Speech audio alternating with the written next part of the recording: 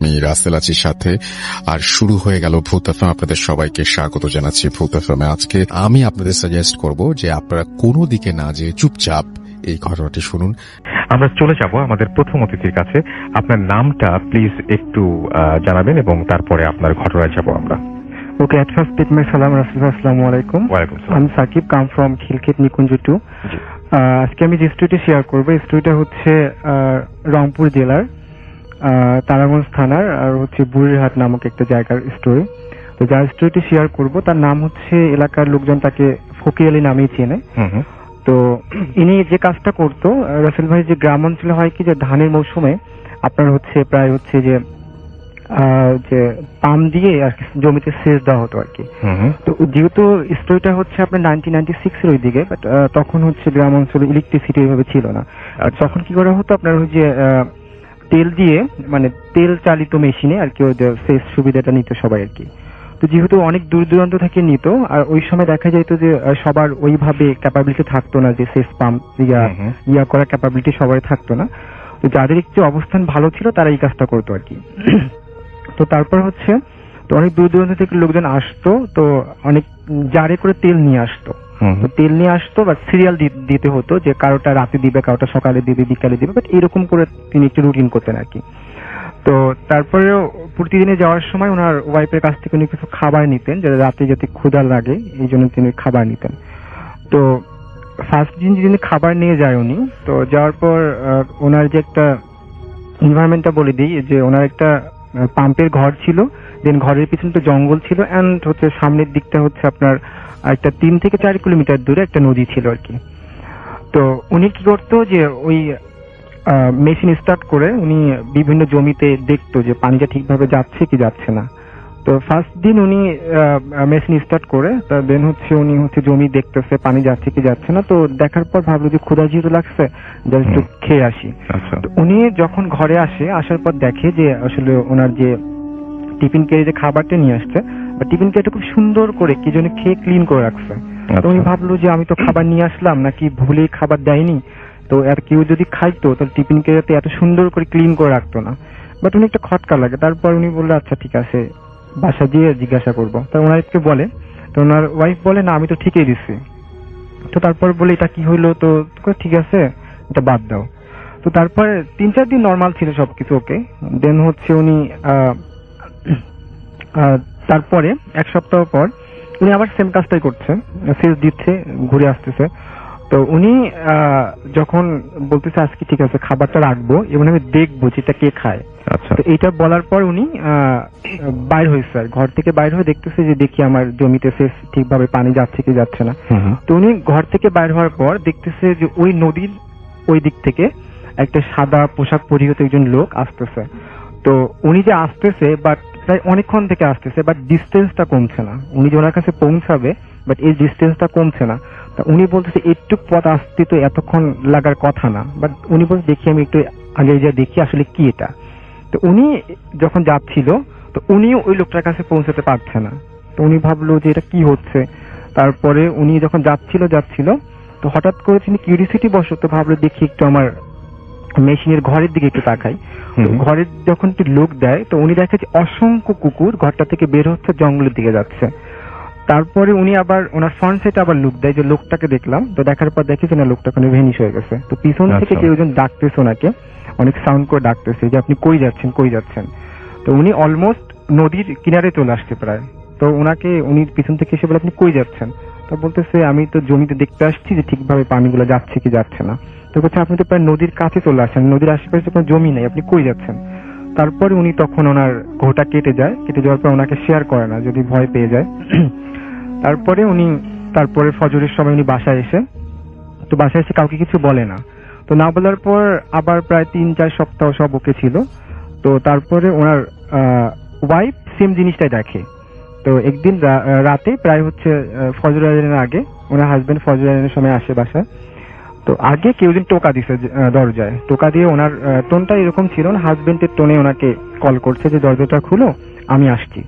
তারপর উনি দরজাটা খুলে, তো আগে তো গ্রামে যেহেতু ইলেকট্রিসিটি ছিল না, বাট হ্যারিকেন নিয়ে যখন বাইর হয়, তো বাইর হওয়ার পরে ওনার হাজবেন্ডকে উনি ডাকছে যে তুমি কোথায়।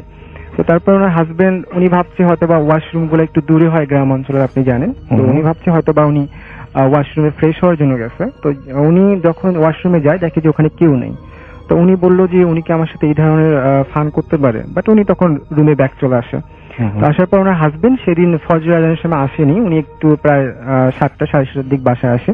তো উনি বলে আচ্ছা তুমি তো কালকে আসছো, তো বলে না আমি তো আসিনি। তো তুমি আসলা, তুমি আমাকে ডাকলা, আমি দরজা খুললাম, খুলে দেখি তুমি নেই, তো তুমি আমার সাথে এই ফানটা কেন করলা? তো ওনার হাজবেন্ড ওনাকে রাগারাগি করে, তোমাকে তো আমি একদিনেই বলছি যদি কেউ ডাকে তুমি খুলবা না, আগে জানা যে দেখবা, কনফার্ম হবা, দেন তুমি দরজা ওপেন করবা, তার আগে তুমি কেন খুলছো? ওনার হাজবেন্ড অনেক বকাঝকা করে। তো সেদিনের মতোই যায়, বাট এটা যে ভয়াবহতা সামনের দিকে আরো অনেক একটা করুন, সেটা উনি ওনার স্ত্রী সেটা আগে থেকে করতে পারেনি, উনিও পারেননি। তো একদিন ওনার স্ত্রীকে উনি বলে যায় যে আজকে আমি বাসায় এসে ফজরের নামাজ পড়বো। তারপরে উনি চলে যায় ওনার ওখানকার কাজ শেষ করে। তো ওনার ওয়াইফ আজান দিচ্ছে, তা উনি বলতেছে উনি তো বলে গেছে যে উনি ফজর আজানের সময় আসবে, নামাজ পড়বে, বাট উনি এখনো আসতেছে না কেন? প্রায় দেখা যাচ্ছে যে আপনার 6-7টা বেজে গেছে। তো উনি তখন জমির দিকে যাওয়া শুরু করে। তো যাওয়ার পরে ওনার যে রাসেল ভাই যে পানি যায় যে ড্রেন গুলো আছে, তো ড্রেনের মধ্যে দেখে যে ওনার মাথাটা নিচুর দিক হয়ে উনি শুয়ে আছে। তো উনি তো চিল্লাচিল্লি শুরু করে, তারপরে লোকজন আসে। তারপরে যখন ওনাকে ওখান থেকে উঠানো হয়, রাসেল ভাই ওনার মুখটা এত বিভ্রস ছিল যে কেউ যেন থেতলে দিয়েছে, এরকম ছিল। তো দেখে ওনার ওয়াইফ অনেক চিল্লাচিল্লি করে, সবাই তারপরে ধরার, তখন তো উনি ডেথ অলরেডি, বাসায় নিয়ে আসে। এলাকায় তো তুলপার অবস্থা যে এরকম ফকির আলী মরে গেছে ড্রেনে পড়ে। দেন হচ্ছে যেহেতু ওটা অস্বাভাবিক মৃত্যু, তো এটা তো পোস্টমর্টম ছাড়া কখনোই দাফন করবে না। দেন হচ্ছে পুলিশরা চলে আসে। আসার পরে ওটাকে, যেহেতু গ্রামের ব্যাপার, লোকজনকে দেখা যাচ্ছে যে ইউনিয়ন পরিষদের মেম্বার, চেয়ারম্যান, তারা রিকোয়েস্ট করতেছে উনি ভালো মানুষ, নামাজ পড়তো, পোস্টমর্টম না করতে। তো যেহেতু পুলিশের যেটা রুলস সেটা তারা পালন করবে। তো দেন এগুলো করতে, প্রসেসিং করতে করতে প্রায় সন্ধ্যা হয়ে যায়। তারপরে লাশটাকে তো নিতে হবে, কারণ হচ্ছে যে গ্রাম থেকে প্রায় আমাদের রংপুর সরকারি মেডিকেল অনেক দূরে। তারপরে হচ্ছে ওখান থেকে একটা পিক আপ ঠিক করা হয়েছে, পিক আপে করে লাশটাকে নেওয়া হবে। তো পুলিশ বলে পিক আপ আলাকে যে আপনি সামনে যাবেন, আমরা পিছন দিক থেকে আপনাকে ফলো করবো। তো আসলে প্রায় হচ্ছে 1 কিলোমিটার যাওয়ার পর হঠাৎ করে স্টার্ট বন্ধ হয়ে যায়। বন্ধ হওয়ার পর তো বলে স্টার্ট তো বন্ধ হয়ে গেছে, এখন তো এটাকে কিভাবে নিব? তো তখন কি করে, পুলিশের গাড়ির পিছনে গাড়িটাকে রশিদে বেঁধে তারপরে গ্যারেজ পর্যন্ত নেওয়ার চেষ্টা করে। তো যখন আপনার হচ্ছে পুলিশের যে ছিল ড্রাইভার, উনি যখন ড্রাইভ করছে, বাট উনি হঠাৎ করে হার্ট ব্রেক করে দেয়। তখন ওনাকে বলে আচ্ছা তুমি এইভাবে হার্ট ব্রেক করে রাস্তার মাঝখানে? তা বলছে স্যার আমি নিতে পারছি না। তা বলে কি হয়েছে? তা বলে আমি রাস্তাকে ফাইন্ড আউট করতে পারছি না। তো বলে কেন, রাস্তা তো ঠিকই আছে। স্যার আপনি ঠিক দেখতেছেন, বাট আমি একটা রাস্তাকে 4টা করে দেখছি। তো উনি বললো হয়তো বা সারাদিন এত গ্যাঞ্জাম ছিল, বা হয়তো বা একটু হ্যালুসিনেশন হতে পারে। তো ঠিক আছে, গাড়িটা ওই যে চায়ের দোকানের কাছে দাঁড়াও, আমরা একটু ফ্রেশ হয়ে নিই। তো সবাই চাটা খাওয়ার পর দিন প্রায় ওখানে 10 মিনিট এক্সপ্লেন করার পর আবার যখন তারা রওনা দিবে, তো রওনা দেওয়ার পর আসলে তখন সব ঠিক ছিল, বাট ফাইনালি তারা হচ্ছে পৌঁছায় মেডিকেলে। তো এখন যেহেতু করবে, তো করার পর ডোমরা চলে আসে, সবাই চলছে, প্রসেসিং চলছে পোস্টমর্টম করার জন্য। তো তারা যেহেতু এত এক্সপার্ট, বাট তারা কেন যেন হিমশিম খেয়ে যাচ্ছে। মানে 2জন ছিল, একজন লাস্টে তাকিয়ে আছে, একজন বিভিন্ন সিজার টিজার যেগুলো ইনস্ট্রুমেন্ট লাগে আর কি করার জন্য সব নিয়ে আসছে, বাট তারা কোনোভাবে শুরু করতে পারছে না যে আমরা কিভাবে শুরু করবো, কোত্থেকে শুরু করবো, এরকম আর কি। একদমকে জিজ্ঞাসা করছে তুমি শুরু করো, এ বলছে না তুমি শুরু করো। তারা তাদের মধ্যে একটা গোলযোগ লেগে গেছে। তখন পুলিশ বলে আছে তোমাদের সমস্যাটা কি? তখন বলছে স্যার আমাদের প্রবলেম হচ্ছে যে আমরা কোনোভাবে শুরু করতে পারছি না। তা বললে একটু ফাজলাম ওনাকে, তোমরা যে কাজটা এক্সপার্ট শুরু করতে পারছো না মানে কি? তো তারপরে যেহেতু পুলিশ ওই শুনছে একটু যে মৃত্যুটা কিভাবে ঘটছে ওনার ওয়াইফের কাছ থেকে শোনার পর, উনি তখন বলে ঠিক আছে আমাদের যেহেতু কেন্দ্রীয় মসজিদে হুজুর আছে, তা আমরা হুজুরের হেল্প নিতে পারি। তখন হুজুরকে কল করা হয়, হুজুর চলে আসে। হুজুর তখন আসা মাত্রই বুঝতে পারে যে এটা হয়তো জিন ঘটিত মৃত্যু, বা এটা একটু প্রবলেম হবে, বাট আমি সাময়িক সময়ের জন্য কিছু দোয়া পড়ে এটা ঠিক করে দিতে পারি, বাট পরে কি হবে এটা আমি বলতে পারবো না। তারপর রাসেল ভাই তখন উনি ঠিক করে দেয়, একটু দোয়া পড়ে দেয়। দেন হচ্ছে পোস্টমর্টম করার পর বাসায় নিয়ে আসার পর লাশ গোসল করানো সব ওকে, বাট দাফন করা শেষ। কিন্তু দাফন করার প্রায় 1 সপ্তাহ পর প্রবলেমটা শুরু হয় ওনার ওয়াইফের সাথে, যে হঠাৎ করে রাতে হচ্ছে টিনের চালে অসংখ্য ঢিল ছুটছে, ডিস্টার্ব করছে, দরজায় টোকা দিচ্ছে, ওনার হাজবেন্ডের টোনে ডাকাডাকি করছে। ওনার ওয়াইফ খুব নিতে পারছে না। তারপর উনি একটা কবিরাজের কাছে যান। তো কবিরাজকে বলেন যে আমার এই প্রবলেম হচ্ছে।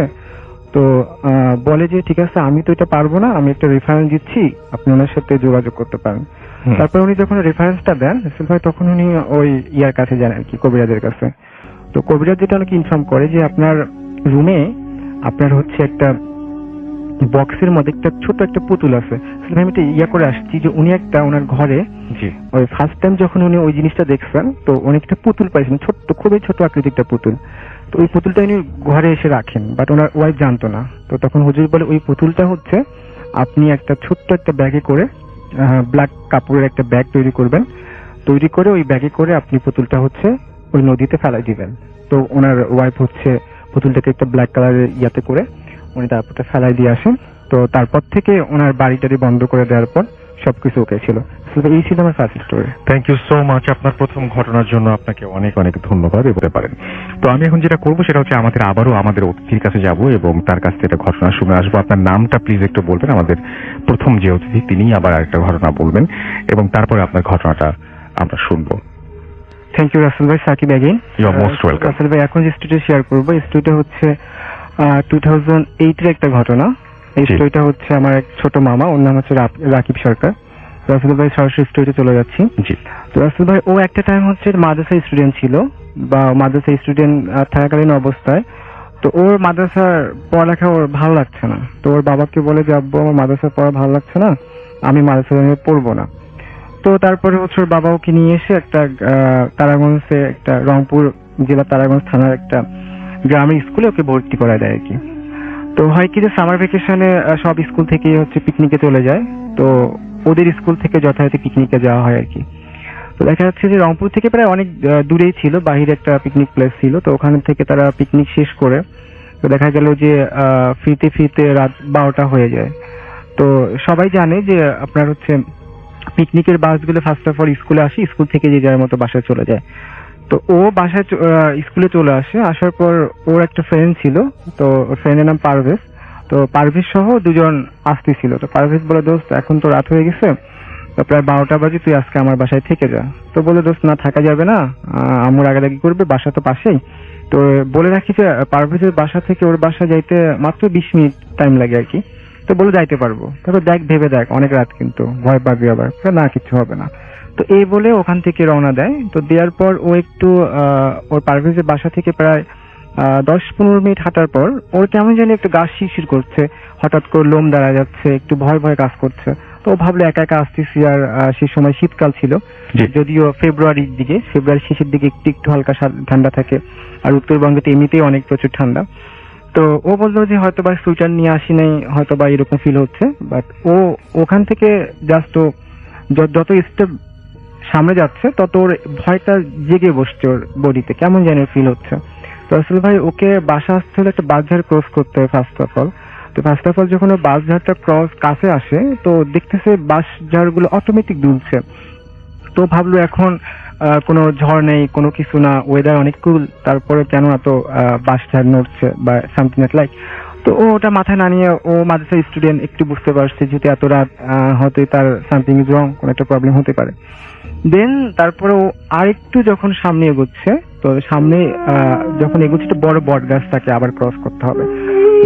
বট গাছটার কাছে যখন আসে, হঠাৎ করে বড় একটা ডালটা অনেক কাঁচা ছিল, ওর সামনে ভেঙে পড়ে।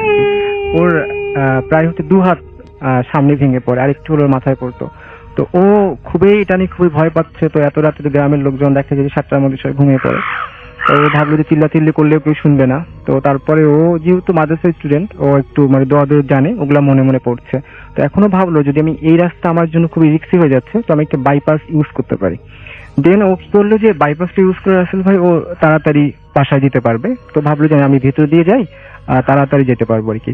তখন ও টার্ন নেয় হচ্ছে বাইপাস রোডের দিয়ে। দেন যখন যাওয়া শুরু করে, তো রাসেল ভাই ও আর একটু যেহেতু পাকা রাস্তা থেকে কাঁচা রাস্তায় তাকে নামতে হবে, তো কাঁচা রাস্তা নামার পর সে ফিল করতে পারছে যে একটা হাসি, অট্ট একটা হাসি। তো তারপরে ও জোরে জোরে দোয়াদুত পড়তে শুরু করে আর বলতে থাকে, দেখ আমি তোর কোনো ডিস্টার্ব করছি না, সো দ্যাট তুই আমাকে ডিস্টার্ব করিস না, আর তুই ভালো করে জানিস আমি তোর কি করতে পারি। তো রাসেল ভাই তারপরে হাসিটা আরো বেশি হচ্ছে।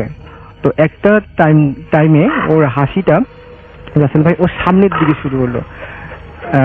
এর আগে হচ্ছে ওর পিছনের দিকে হাসিটা হচ্ছিল, বাট এখন সামনের দিক চলে যাচ্ছে, যতই যাচ্ছে হাসিটার আওয়াজ আরো তীব্রতর হচ্ছে।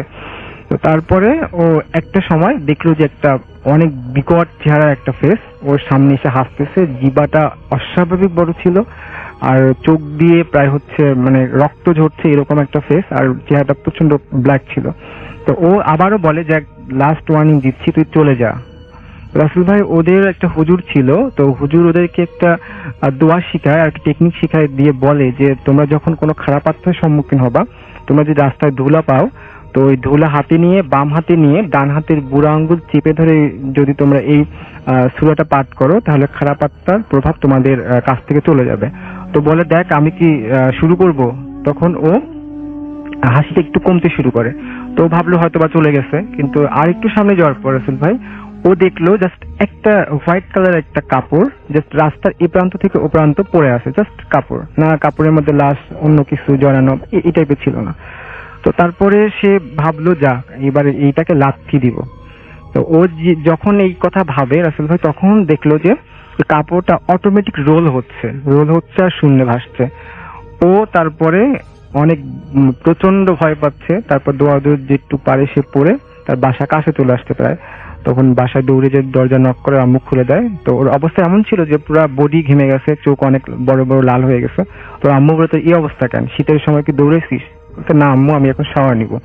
তো বলছে যে এত রাতে শাওয়ার কেন নিবি? না আমার শাওয়ার দরকার আছে, আমি শাওয়ার নিতে হবে। তো রাসেল ভাই ও শাওয়ার নেওয়ার আগে ও যখন ওর বেডরুমে যায়, তো যাওয়ার পর ওখান থেকে টাওয়েল নিবে, নেওয়ার সময় দেখে ঘড়িতে যেখানে ওর আসতে লাগতো 20 মিনিট টাইম, সেখানে 1 ঘন্টা 20 মিনিট টাইম লেগে গেছে। তখন ভাবে তাহলে 1 ঘন্টা সে কোথায় ছিল। বাট সে যে প্রথমে বাঁশঝাড়ের যে একটা প্রবলেম ক্রিয়েট হলো ওটা ফেস করলো, দেন হচ্ছে বট গাছ, দেন হচ্ছে ওই যে বিকট চেহারার যে ফেসটা, দেন হচ্ছে কাপড়। কিন্তু এইটা ক্রস তো এত টাইম লাগার কথা না, বাট তার 1 ঘন্টা 20 মিনিট টাইম লেগে গেছে। বাট তারপরে ও সকালে প্রচন্ড রকমের অসুস্থ হয়ে যায়। তারপর এলাকার একটা কবিরাজ ছিল, তো কবিরাজের কাছে নিয়ে যাওয়ার পর কবিরাজ কিছু তাবিজ তারপরে দোয়া দুরুদ পড়ে দেয়। ও তারপরে ও তাবিজটা এখনো সাথে আছে। ওর ইচ্ছা ছিল স্টুডিওতে ঘটনা শেয়ার করবে, বাট ও অনেক দূরে থাকে, বাট ওই জন্য আমাকে বলতে বলছে নেক্সট টাইম অবশ্যই আসবে, ওর কাছে অনেক স্টোরি আছে। আসলে এই ছিল তার সাথে একটা story. Thank you so much আপনার ঘটনার জন্য, আপনাকে অনেক ধন্যবাদ। এবং আমি আরো একবার আপনাদের একটা খবর জানিয়ে দিতে চাই, সেটা হচ্ছে যে যারা নতুন বাড়ি করতে যাচ্ছেন তাদের জন্য সুখবর রয়েছে। আপনার বাড়িটি আকর্ষণীয় করতে আকিজ সিরামিক্স নিয়ে এলো innovative sanitary wire solution Rosa sanitary wires. আপনার বাথরুমে এনে দিবে একটি glamorous look. Rosa sanitary wires রয়েছে A to Z গ্লেজ, যা আপনার বাথরুমে যোগ করবে অন্যরকম সৌন্দর্য। রোসা স্যানিটারি ওয়্যার্স এর বেস্ট পার্ট হলো এর পুশ ফিট সিট কভার। আপনার বাথরুমকে একটু বেশি সুন্দর করতে চাইলে আজই নিয়ে আসুন সিরামিক্স এর innovative sanitary wires solution Rosa. আমরা চলে যাব আমাদের পরবর্তী অতিথির কাছে এবং তার কাছ থেকে একটা ঘটনা শুনে আসবো আমরা। আপনার নামটা প্লিজ একটু বলবেন, আপনি কোথা থেকে এসেছেন, তারপর আপনার ঘটনায় যাব। থ্যাংক ইউ রাসেল ভাই। আমি মেহেদী হাসান, আমি মিরপুর থেকে এসেছি। আমার দেশের বাড়ি গোপালগঞ্জ জেলার কোটালীপাড়া উপজেলায়। তো আমি আজকে যে ঘটনাটা আপনাদের সাথে শেয়ার করতে চাই, এই ঘটনাটি ঘটেছে গোপালগঞ্জ জেলার কোটালীপাড়া উপজেলায়। ঘটনাটি ঘটেছে রাসেল ভাই আমার নানার সাথে। তো আমি আমার নানার মুখ থেকে ঘটনাটা শুনেছি, সেই ঘটনাটি আজকে আমি আপনাদের কাছে শেয়ার করতে চাই। জি। তো আমার নানা আগের কালের মানুষ, তো তখন তারা একটু মাছ টাছ এইগুলা ধরতো। তো নানা রাতের বেলায়, বেশিরভাগ সময়টা রাতের বেলায় মাছ ধরতো, কারণ রাতের বেলায় অনেক মাছ পাওয়া যায়। তো রাতের বেলায় নৌকা নিয়ে আর সে মাছ ধরতে যেত। তো তার ছোট একটা ভাই ছিল, তার ভাইকে নিয়ে সে মাছ ধরতে যায়। দুজন মিলে রাতের বেলা যখন মাছ ধরতে যায়, তো তারা যে বিলে মাছ ধরতে যায় সেই বিলের সাইডে একটা বাগান থাকে। ওই বাগানের আশপাশে তেমন একটা যেত না, কারণ ওই বাগানে নাকি অনেক সময় অনেক কিছু অদ্ভুত টাইপের কিছু একটা দেখা যেত। তো অনেক সময় অদ্ভুত দেখা যেত, কখনো কখনো দেখা যেত যে অর্ধেক ঘোড়া অর্ধেক মানুষ এরকম টাইপের কিছু একটা দেখা যেত, যার কারণে ওই বাগানের আশপাশে তেমন একটা ঘোরাঘুরি কেউ করতো না, কেউ যেত না। তো মাছ ধরতে ধরতে, অনেক সময় মাছ ধরতে ধরতে তারা দুজন ওই বাগানের কাছে চলে যায়। কাছে চলে যাওয়ার পরে হঠাৎ করে নানা খেয়াল করে যে আমি তো সেই বাগানটার কাছে চলে আসছি, এখন মানে ওইখানে তো যাওয়া ঠিক না। তো তারপরে নানা তার ছোট ভাইকে বলে যে চল আজকে আর মাছ ধরবো না, আমরা বাড়িতে চলে যাই। তো এটা বলে যখন সে মানে কি পরিমাণে মাছ ধরছে এটা দেখার জন্য নৌকার দিকে তাকায়, তো দেখে যে সেই নৌকার ভিতরে কোনো মাছই নেই, সব মাছগুলা মানে কি হয়েছে সে নিজেও জানে না। পরে তারপরে সে তার ছোট ভাইকে বললে যে আমি তো এত অনেক মাছ ধরলাম, তো এইগুলা কি হইলো। সে তার ছোট ভাই একটু ভয় পায়। তো নানা বুঝতে পারে যে না, বিষয়টা আসলে স্বাভাবিক না, এটা অন্য কিছু হয়তো। তো নানা বলে চল আজকে আর মাছ ধরা লাগবে না, আমরা আজকে বাড়ি চলে যাই। বাড়ি চলে যায় এটা বলে যখন তারা মানে বাড়ির দিকে রওনা দিল, তো নৌকা করে বাড়ির দিকে যাইতেছে, তাদের বাড়ি যাওয়ার সময় একটা ব্রিজ ক্রস করতে হয়। তো ব্রিজের নিচ দিয়ে তো যায়, ব্রিজের দুই পাশে দুইটা তাল গাছ আর দুইটা তাল গাছ আছে। নানা যখন ব্রিজের কাছ পর্যন্ত আসে তখন সে হঠাৎ করে দেখতে পায় যে মানে কি ধরনের একটা আকৃতি, মানে অনেকটা লম্বা, অনেক দুইটা পা, মানুষের মতো দুইটা পা, একটা পা তাল গাছের এই পারে দেওয়া আর একটা পা ওই তাল গাছের আর এক পাতায় দেওয়া। তো এইটা দেখে তার ছোট ভাই হঠাৎ করে ভয় পেয়ে যায়। তার ছোট ভাই ভয় পাওয়ার কারণে তারপরে নানা একটু সাহস করে তাকে বলে না আসলে সব কিছু না, তুই চল, কিছু হয়নি, এটা বলে তার সে দূরে পড়তে পড়তে চলে যায় ওখান থেকে। তো যাওয়ার পরে তার ছোট ভাই যে ভয় পায়, তারপরের দিন থেকে তার ছোট ভাই জ্বর এসে যায়। জ্বর এসে যাওয়ার পরে প্রথমে পর্যায়ে গ্রামের ডাক্তার দেখায়, তো তারপরে জ্বর তার ভালো হয় না। তো নানা ভাই থেকে সিদ্ধান্ত নেয় যে তাকে নিয়ে মানে বড় কোনো হাসপাতালে দেখাবে। তো তখন গ্রাম অঞ্চলে ততটা ভালো তখন মানে হাসপাতাল ছিল না। তো তার জন্য তাকে নিয়ে ফরিদপুর হাসপাতালে আসার জন্য মানে সিদ্ধান্ত নেয়। তো তারপরে তখন এত গাড়ি ঘোড়াও ছিল না, যার জন্য নৌকায় করে আসার একটা সিদ্ধান্ত নেয়। তো তারা সেই নানার ছোট ভাই আর একটা ভাই মিলে তারা তিনজন মিলে নৌকা করে ফরিদপুরে হাসপাতালে আসার জন্য রওনা হয়। তো আস্তে আস্তে আসার পথে কিছু সময় পরেই মানে আমার সেই যে নানার ভাই যার জ্বর হয়েছিল সে মারা যায়। তো মারা যাওয়ার পরে হাসপাতালে যায় না, ওখান থেকে তারা ফেরত আসে। তো আস্তে আস্তে অনেকটা রাত হয়ে যায়, দেখে রাতের সময় একটা হুজুর টাইপের মানে পাঞ্জাবি পরা, জুব্বা পরা, সে ওই নদীর পাড় দিয়ে হাঁটতেছে আর বলতেছে যে আমার একটু নৌকায় নাও, আমি একটু ওই পর্যন্ত যাবো, আমার একটু নৌকা নিয়ে যাবো। তো প্রথম পর্যায়ে তারা নিতে চায় না, যে চিনি না জানি না, নৌকা উঠাইতে চায় না।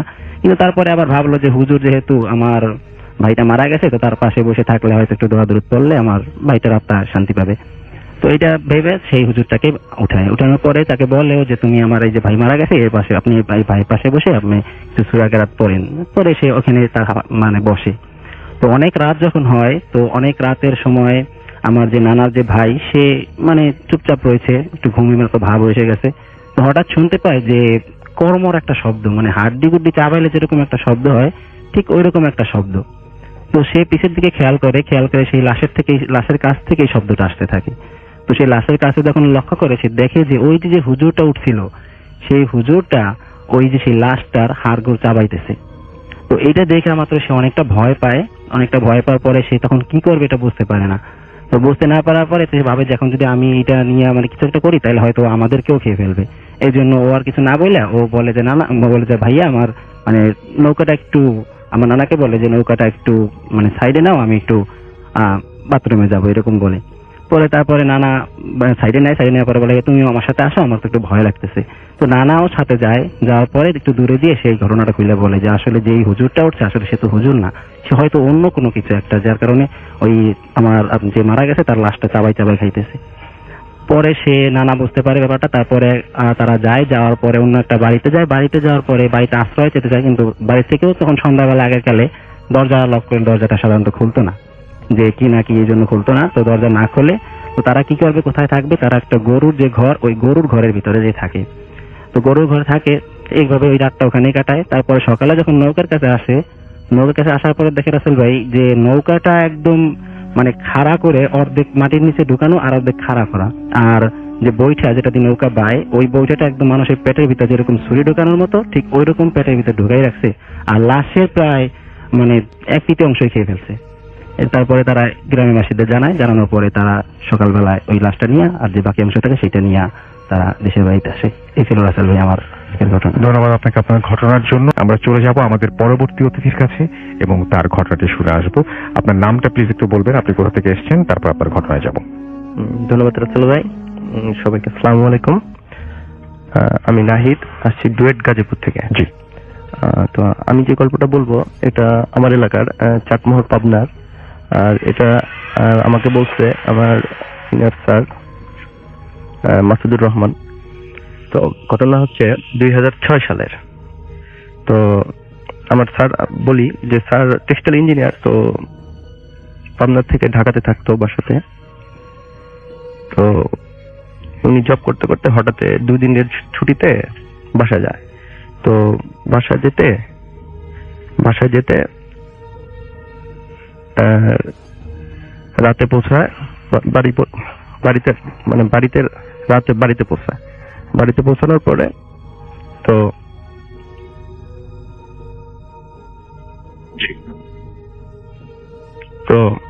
ঘুমায়, রাতে অনেক রাতে পৌঁছানোর পরে ঘুমায়। এখন ঘুমে আনুমানিক ভোরবেলাতে হঠাৎ করে স্যার একটা স্বপ্ন দেখে। স্বপ্নটা হচ্ছে এরকম যে কেউ বলতেছে যে মানে আজান দিছে আর কি, আজান দিছে যে আজানে একটা মানে শোক সংবাদ আসছে একটা। স্বপ্নটা এরকম ছিল যে শোক সংবাদ, তিনি কেউ একজন মারা গেছে। তো এই শোক সংবাদ শোনার পরে মানে স্যারের ঘুমটা ভেঙে যায়। তো ঘুম থেকে উঠে স্যার এখন ফ্রেশ হলো।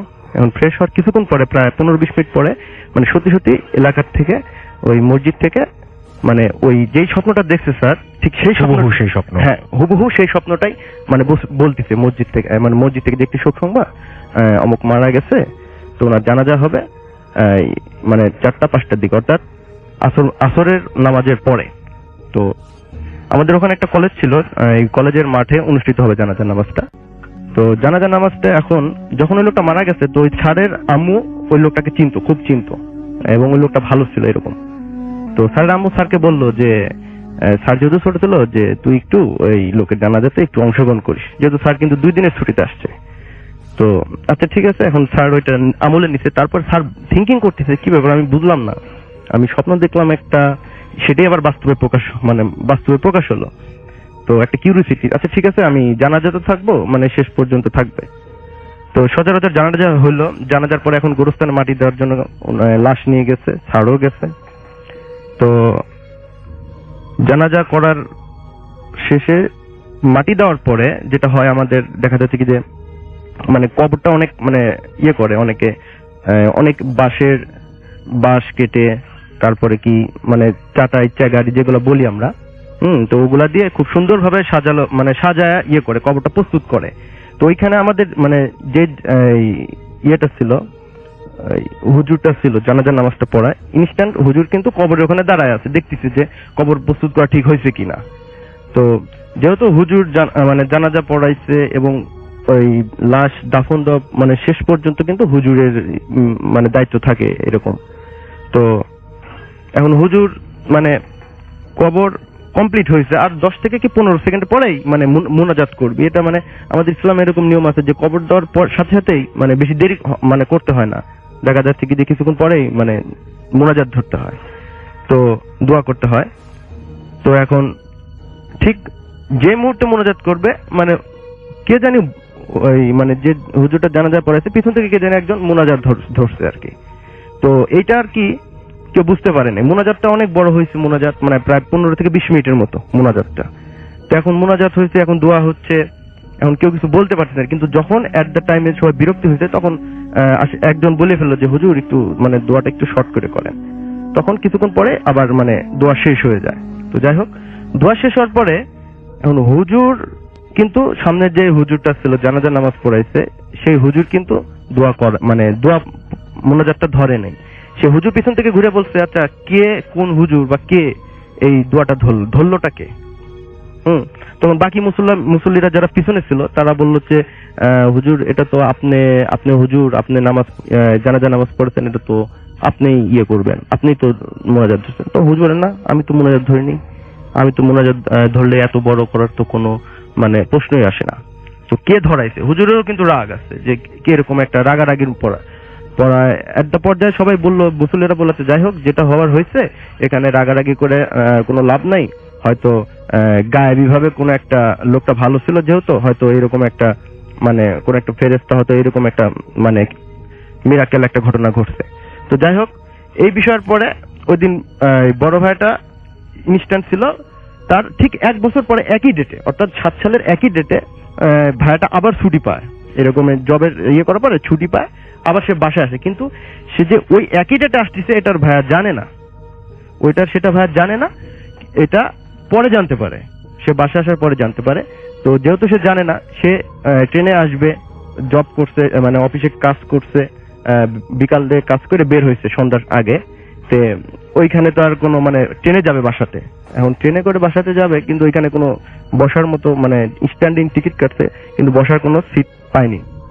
তো যে লোকটা মারা গেছে, ওই যে মারা গেল জানাজা এবং কবর দিল, ভাইয়া কিন্তু ওই লোকের চেহারাটা দেখেনি। আর যেহেতু ভাইয়া অনেকদিন পর পর মানে বাসায় যায়, হয়তো চেহারা দেখলে চিনতে পারে, হয়তো নাম জানে না, অথবা নাম শুনলে চিনতে পারে, চেহারা জানে না, এরকম হতে পারে বলে। তো যে স্টেশনে আসলো, সেই স্টেশনে ওই লোকটাকে দেখছে, দেখার পরে চিনতে পারছে যে হ্যাঁ এই তো আমার এলাকার আঙ্কেল।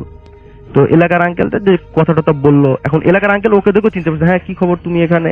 তো বললো যে এই বিষয়, আমি তো এখানে থাকি, এখানে জব করি, তো আমি বাসায় যাচ্ছি আজকেতে, ছুটিতে 2 দিন ছুটি পাইছি। তো আচ্ছা ঠিক আছে। তো আঙ্কেল এবং ওই যে লোকটা মারা গেছে ওই লোকটা সেই মানে 2007 সালের এই ভাইয়ের সাথেই দেখা। তো ভাইয়া তো দেখেনি, চেনেও নাই, তো ওইভাবে বলতেছে আচ্ছা ঠিক আছে তাহলে একসাথে যাই। তো ওই আঙ্কেলের আবার টিকিট কাটা ছিল, অ্যাডভান্স টিকিট, সিটিং মানে সিট সহ। তো আঙ্কেল আবার কি করছে যে যাতে ঠিক আছে তুমি বসো, আমরা একসাথে যাই, পরে এরকম মিলেমিশে যেতে পারবো, বেশি দূরে না, কাছেই। তারপরে এইভাবে করে আসছে। মাঝখানে আসার পথে মাঝখানে অনেক আলাপ আলোচনা হয়েছে, আঙ্কেল তার বিষয় বলছে, হ্যাঁ, তারপর আমার বড় ভাই তিনিও তার বিষয়ে আলাপ আলোচনা করছে। তো এইভাবে আস্তে আস্তে বাসায় পৌঁছালো, রাত তখন 2টার দিকে মানে বাসাতে আসছে। তো বাসাতে আসার পরে সেম মায়ের আম্মুর সাথে দেখা হলো, বাসাতে আসা আম্মু ছিল, স্যারের আম্মু থাকে। তো আম্মুর সাথে কথা বলতে বলতে বললো যে আজকে তো এই বিষয়ে একটা আঙ্কেলের সাথে আসলাম, তো আঙ্কেল তো আমাকে তার সিট সে নিজে না বসে, সে একবারও বসেনি, আমাকেই তার সিটটা দিল। তাই মনে করলাম হয়তো আমাকে ভালোবাসে বা স্নেহ করে, সেই হিসাবে আমাকে তার ইয়েটা দিছে। আমিও আঙ্কেলকে জোরাজোরি করছি বসার জন্য, বাস আঙ্কেল একটা বারের জন্য বসেনি, খালি আমাকেই বসানছে। ইভেন যেগুলা স্টেশনের টপিক আছে, টপিক যেগুলো হয় সেগুলাতে আঙ্কেল আমাকে অনেক চিপস অথবা জুস, হ্যাঁ, এগুলা কিনে দিচ্ছে, আমি খাইছি। মানে আমাকে খুব আদর করতে করতে, নিজের ছেলের মতো আদর করতে করতে নিয়ে আসছে। তো নিয়ে আসার পরে এই তো এগুলা বললো, এবং আঙ্কেলের যে ছেলের কিছু কথা বললো, তখন ওই আমার ওই বড় ভাইয়ের আম্মুটা বুঝতে পারলো যে এটা সেই 1 বছর আগে যে লোকটা মারা গেছে সেই লোকটাই ছিল। 7 বছর আগে বলেছিলেন? না 2007 সালের ঘটনা। আচ্ছা আচ্ছা, 1 বছর আগে। 1 বছর আগে, হ্যাঁ, একই ডেটে মানে মৃত্যুবার্ষিকী। তো সেই যে ঘটনাটা মানে 1 বছর আগে যে লোকটা মারা গেছে সেই লোকের সাথে আছে। ওই যে ওই সময় তো আমার ওই ভাইয়াটা আর কি জানাজা অংশগ্রহণ করছে এবং মাটি দিচ্ছে, কিন্তু চেহারা তো দেখেনি। আর ভাইয়া তো থাকে না এলাকায়, ঢাকাতে জব করে, সে মাঝে মাঝে যায় 2-1 দিনের ছুটিতে, হ্যাঁ। তো যার জন্য চেহারাও দেখতে পারে নাই। ইভেন ওই যে ট্রেনে আসার পথে যে আলাপ আলোচনা হয়েছে, ওই আলাপ আলোচনায় কিছু বলছে, ওনার আত্মীয় রিলেটেড, ওই আঙ্কেলের আত্মীয় রিলেটেড কিছু কথা বলছে। তো ওনার আম্মাটা বুঝে ফেলছে যে এটা ওই লোকটাই। তখন আমার বড় ভাইয়ের আম্মু খুবই মানে হতভম্ব হয়ে গেল যে কিভাবে সম্ভব এটা, যে 1 বছর আগে তুই বললো, ভাইয়াকে বললো যে তুই তো তোর জানাজা করলি তোর আঙ্কেলের, এবং আজকে সেই আঙ্কেলের আবার হচ্ছে মানে যেহেতু পাশাপাশি তো একদম বাড়ির পাশাপাশি তো 1 বছর উপলক্ষে হয়তো দোয়া মিলাদ এরকম কিছু হয়, অনেকে আবার কালেমা এরকম কুরআন শরীফ খতম দেয়। তো সেই হিসাবে ওই আঙ্কেলের আম্মুকেও দাওয়াত দিছিল, যেহেতু আঙ্কেল মানে ছোট বড় ভাইয়ের আম্মুকেও দাওয়াত দিছিল, যেহেতু বড় ভাইয়ের আম্মু থাকে। কে বললো যে এই আঙ্কেল তোর 1 বছর এই আঙ্কেলই মারা গেছে, তোর হয়তো খেয়াল নাই, মনে থাকিস না, এখানে আসিস না, আর যার জন্য তুই দেখিস নি। তখন বড় ভাই তো মানে খুব শক খাইছে যে কিভাবে সম্ভব এটা, মানে আমার সাথে এরকম হওয়ার কারণটা কি। সে একবার মানে স্বপ্ন দেখলো, স্বপ্ন দেখার পরে সেটা আবার বাস্তবে হলো, তারপর আবার জানাজাতে অংশগ্রহণ করে এরকম একটা মিরাকেল হলো, দেন আবার আজকে বাড়িতে আসলাম, এই ধরনের হওয়ার কারণটা কি। তখন বড় ভাইয়ার আম্মু বলল ওই রাতেই বলল যে দেখ বিষয়টা হচ্ছে তুই যখন ছোট ছিলি তোর ওই আঙ্কেলটা মানে তোর যখন অসুখ হয়েছিল ছোটবেলাতে, অনেক অসুখ হয়েছিল, অনেক ট্রিটমেন্ট করছিলাম, কিছু জ্বর হয় ছোট বাচ্চাদের, যেগুলো ডাক্তার ওষুধ এগুলো কাজ করে না, হ্যাঁ, দেখা যাচ্ছে কি বনজ বা ভেষজ যদি ওষুধ আমরা খাওয়াই, এই ধরনের অথবা কবিরাজ যদি ওষুধ খাওয়াই, তাহলে ওই ক্ষেত্রে মানে সেরে যায়। তো ওই আঙ্কেলটা নাকি কি যেন একটা গাছ এরকম পাতা অথবা গাছের রস এরকম নাকি মানে যখন দেখছে মানে আমার ডাক্তারের ট্রিটমেন্টে কাজ হচ্ছে না, মানে অনেক মানে বড় ভাইটা মানে না বাঁচা এরকম একটা পর্যায়ে, তখন নাকি ওই আঙ্কেলটা বড় ভাইকে নিয়ে 1 দিন না 2 দিন কাছে রাখছিল, এরকম একটা রাখার পরে কিছু চিকিৎসার বনজ ভেষজ অথবা কবিরাজি চিকিৎসা করে তাকে সুস্থ করছে। তো যার জন্য বলা চলে কি সেই আঙ্কেলের ট্রিটমেন্টে তার নতুন লাইফ সে ফিরে পাইছিল। তো যেহেতু আঙ্কেল মারা গেছে, তো তখন মানে বড় ভাইয়ার আম্মুটা মানে বুঝতে পারছে যে যেহেতু এই বিষয়টা ছিল, তাহলে সেহেতু মানে বড় ভাইয়ের সাথে এরকম ঘটনাটা ঘটছে। তিনি মারা যাওয়ার পরেও 1 বছর পরেও তাকে হয়তো এইভাবে আসছে। ধন্যবাদ রাসেল ভাই, এটাই ছিল। Thank you so much. আপনার ঘটনার জন্য আপনাকে অনেক ধন্যবাদ এবং আশা করছি যে এই ঘটনাটি আপনাদের অনেক ভালো লেগেছে। আপনার প্রথমে নামটা বলবেন, তারপরে আপনার ঘটনায় যাব আমরা, এবং আপনি কোথা থেকে এসেছেন সেটা একটু কাইন্ডলি বলবেন। ধন্যবাদ রাসেল ভাই। আমি মোহাম্মদ রাজবীর খান আরিফ, জি আসছি উত্তরা দক্ষিণখান থেকে। জি বলেন। তো রাসেল ভাই, ঘটনা যেটা বলবো ওটা হচ্ছে 2008 সালে ঘটনা। তো 2008 সালে মানে আমার ফুপি মারা যায়, যার ফলে আমার স্কুল থেকে আমার আব্বু আম্মুর সাথে মানে গ্রামে চলে যায় দাদার বাড়িতে। তো গ্রামে যাওয়ার পর 3 দিন পর যে একটা অনুষ্ঠান করা হয়, সেই অনুষ্ঠান করানোর পর আম্মু বিকাল দিকে নানুর বাড়িতে চলে যায়। যার ফলে নানুর বাড়িতে যাওয়ার পর মানে রাত্রির দিকে মামা, আমি, আব্বুর কাছে মানে ফোন আসে যে নানু মানে শ্বাসকষ্ট হয়েছে আর কি, সেজন্য আর্জেন্ট একটু বাড়িতে আসলে ভালো হয়। আচ্ছা। তো মামার সাথে মামা বলতেছে আমাকে যে বাড়িতে যাবো কিনা।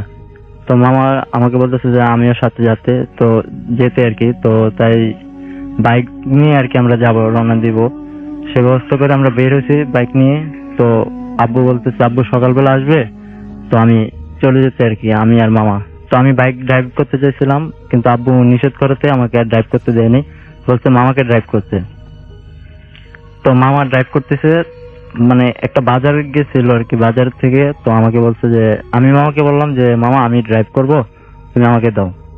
তো ড্রাইভ করতেছি, তো ড্রাইভ করার মাঝপথে হেডলাইটের যে আলোটা, এই আলোটার যে আলোতে মানে আমার চোখে পোকা পড়ে আর কি চোখে, যার ফলে মামা আমাকে বলে যে হেলমেট পরে নিতে। তো হেলমেট পরে যাচ্ছি, তো হঠাৎ মানে মশা হেলমেটের গ্লাসে পড়ে মানে গ্লাসটা নষ্ট হয়ে যায়, যার ফলে আমি আবার সামনে হেলমেটটা খুলে আবার সামনের দিকে যাচ্ছি। তো রাস্তার পাশে একটা পারিবারিক কবরস্থান পড়ে আর কি। তো পারিবারিক কবরস্থানটা তো আমি ক্রস করার সময় ডিপার দিয়ে মানে বাইকের ডিপার দিয়ে হেডলাইট বাড়ি দেওয়ার সময় একটা কালো কাপড় পরা একটা মহিলা দাঁড়িয়ে আমাদেরকে সিগন্যাল দিতেছে। তো মামা বলতেছে যে এখানে একটু গাড়িটা স্লো করো, দেখো কি বলে। তো আমি স্লো করছি, করার পরে মহিলাটা বলতেছে যে ওনার অনেক বড় বিপদ, ওনাকে হেল্প করার জন্য। তো মামা বলতেছে যে কি হেল্প, বলতেছে আপনারা তো এরকম গ্রামে যাবেন, তো আমাকে এই গ্রামটায় নামিয়ে দিন। তো মামা বলতেছে যে আমি এই গ্রামে যাব, তো আপনি এটা কিভাবে জানেন। তো মামার মনে একটা মানে গটকা লেগে যায় আর কি। তো মামাকে বলতেছে যে আপনি এরকম চেয়ারম্যানের নাতি বা যে এরকমের ছেলে না। তো মামার মনে আপনাদের পরিচয় জানতে পারলো, কিন্তু মেইন ঘটনাটা কি ঘটেছিল সেটা বলেন। তারপরে মামা বললো যে তুমি চলে যাও, মানে নেওয়া যাবে না ওনাকে। তো যাওয়ার পরে আবার মামা কি মনে করে আমাকে বলতেছে যে মহিলাটা মনে হয় বিপদে পড়ছে, তো আমি বাইকটা নিয়ে যাই। তো মামার সাথে আমি বসলাম, মানে মামাকে বললাম যে আমি ড্রাইভ করি, তখন মামা ড্রাইভ করতেছিল। পরে আমি ড্রাইভ করে যখন আসতেছি, তো আমার গিয়ার মানে তখন নতুন শিখতেছিলাম আর কি বাইক। তো গিয়ার মানে থার্ড গিয়ারে থাকার ফলে মানে গাড়ির স্টার্টটা কবরস্থানের সামনে এসে মানে স্টপ হয়ে যায়, যার ফলে চাঁদের আলোতে যতটুকু আমি দেখতে পাই মানে ওই মহিলাটা ওই জায়গাতে নেই, কবরস্থানের ভিতরে গেছে। তো কবরস্থানের ভিতরে যে মানে কবর থেকে মানে মাটি খুঁড়তেছে। তো আমিও চুপ করে দেখতেছি, মামাও চুপ করে দেখতেছে। তো দেখার পরে মানে কবরটা খুঁড়ে আপনার ছোট একটা যে পিচ্ছি বাচ্চা আর কি, এরকম বাচ্চা ধরনের একটা কিছু খুলে, যে আপনার যদি একটা মানুষকে যদি অনেকদিন পানিতে রাখা হয় একটু সাদা সাদা কিরকম টাইপ হয়ে যায়, ওই বাচ্চাটা এরকম টাইপের আমি যতটুকু চাঁদের আলোতে দেখতে পাচ্ছি। মাঝখানে দুইটা পার মাঝখানে ধরে টান দিয়ে মানে ছিঁড়ে ফেললো। তো মানে কিছু হাত দিয়ে কিছু একটা ঢুকে মানে নিজের চোখে দেখেছেন? হ্যাঁ। আচ্ছা। তো তখন ভাই আমার কি অনুভূতি ছিল, মানে ইয়ে হয়ে গেছিল। তো যার ফলে হাত দিয়ে মানে এরকম করে বের করে মানে কিছু একটা খাচ্ছে। তো আমি মানে ভয়ে ভয়ে আস্তে আস্তে করে গাড়ি মানে ঘুরাচ্ছি আর কি। তো ঘুরানোর পরে মামা বলতেছে তুমি টান দাও, এসব আল্লাহ ভরসা, তুমি টান দাও। তো আমি টান দিতেছি, তো মহিলাটা এত ভাই কুৎসিত ভাবে এত একটা হাসি দিছে, বলতেছে তোরা মানে বাঁচবি না, এরকম করে একটা কত কথা বলতেছে। তো আমি সাথে সাথে গাড়ি টান দিই। তো দেওয়ার পরে মানে রাস্তার সাইডে আশেপাশে মানে এই পাশ থেকে ও পাশে মানে এরকম করে করে আমাদেরকে সিগন্যাল দিচ্ছে। ওই মহিলাটি বারবারই আসতেছে আমাদের কাছে। তো মামা বলতেছে তুমি এসব কোনো ভয় পেও না, তুমি সামনের দিকে এগিয়ে যাও। তো আমি সামনের দিকে যাচ্ছি, তো হঠাৎ দেখি মানে গ্রাম অঞ্চলে সাধারণত রাসেল ভাই এসব বড় বড় ডিস্ট্রিক্ট লরি এসব ঢোকার কোনো সম্ভাবনা নাই, তার ভিতরে আবার 2টা 2:30টার ভিতরে রাতের বের দিকে। তো ওই ডিস্ট্রিক্ট লরি আমাদের দিকে সামনের দিকে আগে আসতেছে। তো মামার বলতেছে মামা আমি এখন কি করতে পারি? মা বলতেছে তুমি সাইড কাটিয়ে চলে যাও। আমি কি উনি তো রাস্তার মাঝখান দিয়ে আসতেছে আর রাস্তা ছোট, আমার তো খালে নামতে হবে। মা বলতেছে তুমি আল্লাহ ভরসা তুমি চলে যাও। তো আমি এদিক দিয়ে মানে সাইড দিয়ে চলে যাইতেছি, ওনাকে ডিপার দিচ্ছি, উনি আরো মানে সামনের দিকে আরো মানে তেজে আগে আসতেছে আর কি আমার দিকে। তো আমি সাইড কেটে মানে একটা মানুষের সাথে একটা মানুষ ধাক্কা খেলে ভাইয়া যেরকম হয় এরকম না, মানে আমি এটার ভিতর দিয়ে মনে হয় আমি চলে গেছি। তো মামাকে বলতেছি মামা এটা কিভাবে সম্ভব? মামা বলছে তুমি কোনো ভয় পেও না, আমি তোমার থেকে আমি ড্রাইভ নিতে পারতেছি না, তুমি ড্রাইভ করো, তুমি কোনো ভয় পেও না। তো আমি ড্রাইভ করে করে যাইতেছি। তো যাচ্ছি হঠাৎ মানে মহিলাটা আবার ওই আগের মতো এখান থেকে ওখানে আমাদেরকে খালি বারবার সিগন্যাল দিচ্ছে আর কুৎসিত ভাবে হাসতেছে। তো তারপরে হঠাৎ দেখি কি রাস্তা দিয়ে একটা অটো আসতেছে। তো আমি মনে করছিলাম যে মামা অটো মনে হয় এরকম ভিতর দিয়ে চলে যেতে পারবো। তো আমি অটোটাকে দেখে আমি সাইড দিয়ে চলে যাচ্ছি। তো অটোটা হঠাৎ করে আমার মানে এই সাইড দিয়ে এসে তো আপনার হাতের সাথে বাড়ি খেয়ে মানে আমার গ্লাস ভেঙে আমি ভিতরে পড়ে সেন্সলেস হয়ে যাই। এই হচ্ছে ভাই আমার ঘটনা। Thank you so much. Rasel ভাই, মাসুম ভাই আর সব লিসনার কেমন শুভেচ্ছা। আমি তাপস, আমি ইংল্যান্ডের কেন্ট থেকে আপনাদের সাথে একটা ঘটনা শেয়ার করছি। প্রফেশনালি আমি একজন লেকচারার, আর আজকে যে ঘটনাটা আমি শেয়ার করবো এটা আমার এক স্টুডেন্টের ঘটনা। তো 2010-11 সালের দিকে আমার ক্লাসে রাসিম নামে পাকিস্তানি একটা স্টুডেন্ট ছিল। তো স্টুডেন্ট হিসাবে রাসিম খুব ব্রিলিয়েন্ট, হি ওয়াজ ব্রিলিয়েন্ট, অ্যাটেন্ডেন্স খুব ভালো, প্লাস রেজাল্টস খুব ভালো। তো সারপ্রাইজিংলি কোন একটা সেমিস্টারের শেষে যখন গ্রুপ বা পুরো ক্লাসের রিপোর্ট পাবলিশ হয় তখন আমি দেখলাম যে ওই সেমিস্টারে ওর অ্যাটেন্ডেন্স হঠাৎ করে ড্রপ করছে, প্লাস মিড টার্মের দিকে যত অ্যাসেসমেন্ট ছিল ওইগুলাতে অনেকগুলোতে সে অ্যাপিয়ার করে নাই। আর সেমিস্টার শেষে যে অ্যাসাইনমেন্ট বা ছিল সেটা কোনো সাবজেক্টেরই কোনোটাতে সে সাবমিট করে নাই। তো যেটা মানে ভেরি আনলাইক রাসিম, যে সে সিরিয়াস ক্যাটাগরি স্টুডেন্ট। তো আমি যেটা করলাম, আমি আমাদের অ্যাডমিন ডিপার্টমেন্টে চেক করলাম যে ওদের রেকর্ডে কোনো সিক নোট বা এই টাইপের কিছু আছে কিনা। তো ওরা বললো যে না, কোনো সিক নোট নাই, তবে 2-3 মাস আগে রাসিম একটা ওর ওয়াইফের ভিসা অ্যাপ্লিকেশনের সাপোর্ট হিসাবে একটা লেটার সে নিছে। তো একটু ওরা একটু ফান করেই কথাটা আমাকে বললো। তো আমি ভাবলাম যে আচ্ছা, তারপর স্টিল ওর মতো সিরিয়াস স্টুডেন্টের তো এরকম হওয়ার কথা না। তো আমি ওকে একটা ইমেল পাঠাই যে আমার সাথে দেখা করার জন্য। তো ইমেল করার 2-3 দিনের মাথায় রাসিম আসলো দেখা করতে। তো এসে যখন জিজ্ঞেস করলাম, ও বললো যে স্যার আপনি তো আমার সাইডের স্টোরি বিলিভ করবেন না। তো আমি বললাম যে ট্রাই মি, দেখি হোয়াট ইউ হ্যাভ টু সে।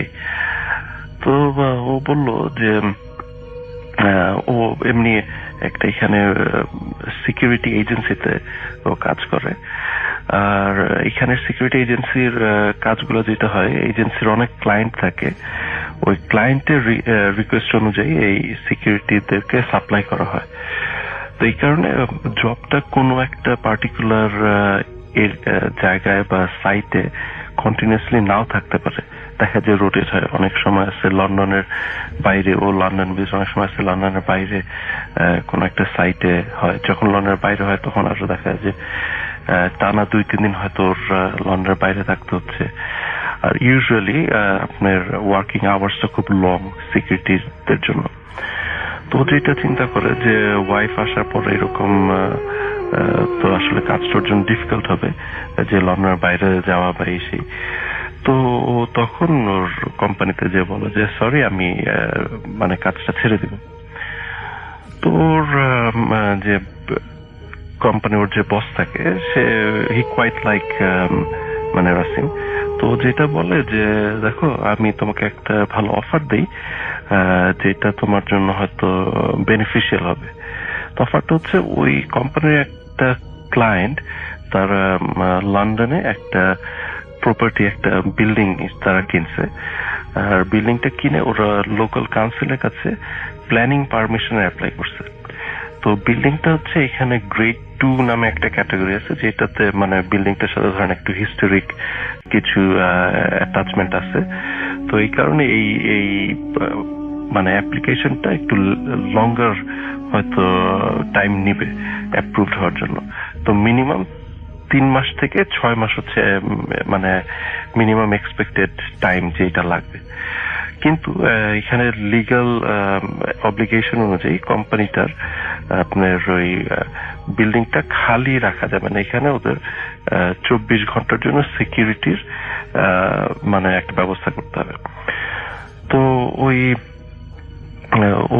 রাসিমের বস যেটা বলে যে তুমি এই বিল্ডিংটাতে তো স্টাফ থাকার জন্য ফ্ল্যাটের মতো করা আছে, ওয়াই ডোন্ট মানে তুমি তোমার ওয়াইফকে নিয়ে এই ফ্ল্যাটটাতে উঠো, এটাতে তোমার স্যালারি সরি রেন্ট সেভ হয়ে যাবে ইনিশিয়ালি। আর রেন্ট মানে এই 5-6 মাস তুমি যদি রেন্ট সেভ করতে পারো এই টাকাটা দিয়ে পরে তুমি তোমার ওয়াইফকে নিয়ে ভালো একটা কোথাও উঠতে পারো। তো তখন রাসিমের কাছে মনে হয় যে হ্যাঁ ইটস এ গুড প্রপোজাল, কারণ এর মাধ্যমে কোম্পানির যে 24 ঘন্টা একটা সিকিউরিটি অন সাইটে থাকা সেটাও পারপাস সার্ভ হচ্ছে, প্লাস রাসিমের জন্য রেন্ট সেভ হচ্ছে বা এইসব। তো সে রাজি হয় এবং ও উঠে যায়। এর মধ্যে ওর ওয়াইফ আসে। তো ও থাকা অবস্থায় ওর আসলে কোনো সমস্যা হয় না, he didn't face any problem.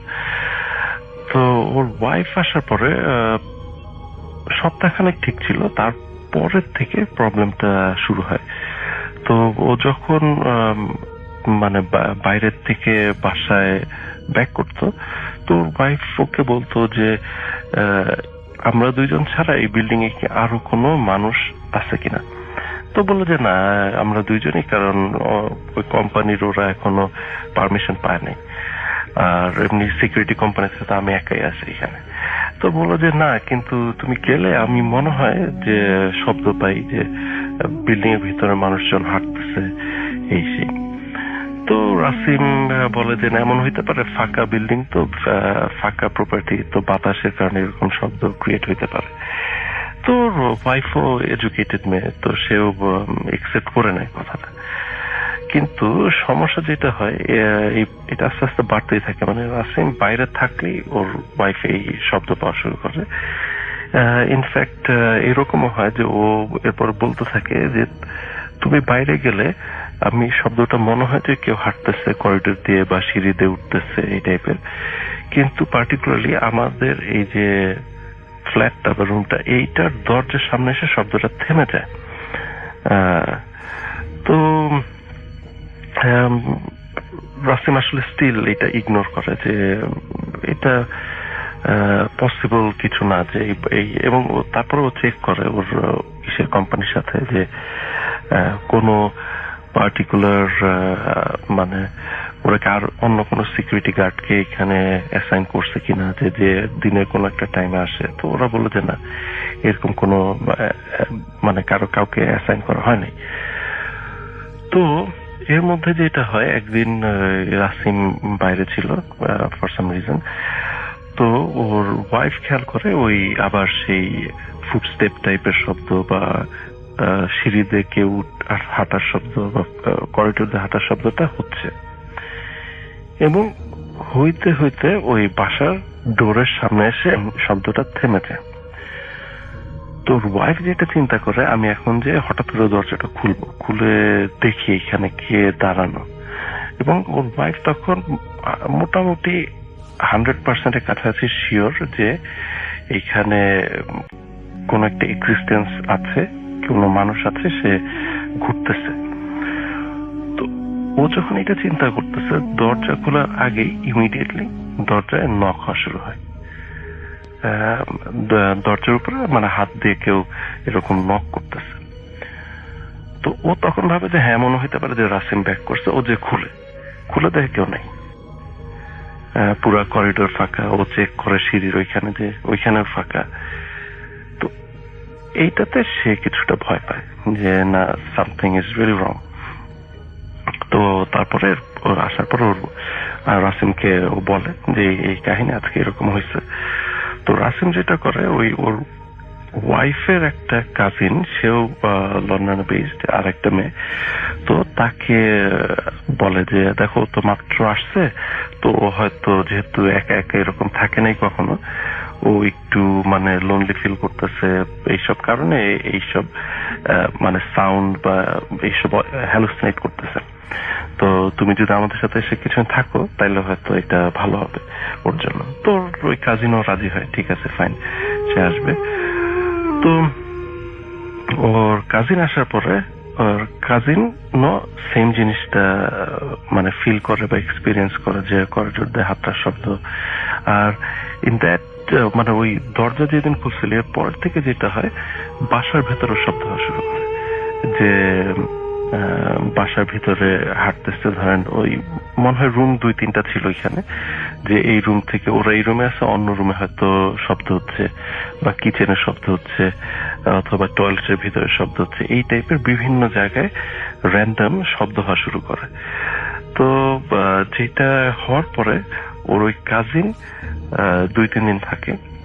2-3 দিন থাকার পরে সে বলে যে না, আমি আসলে এই জিনিসগুলো খুব একসেপ্ট করতে পারতেছি না, তো আমি আসলে এখানে থাকবো না।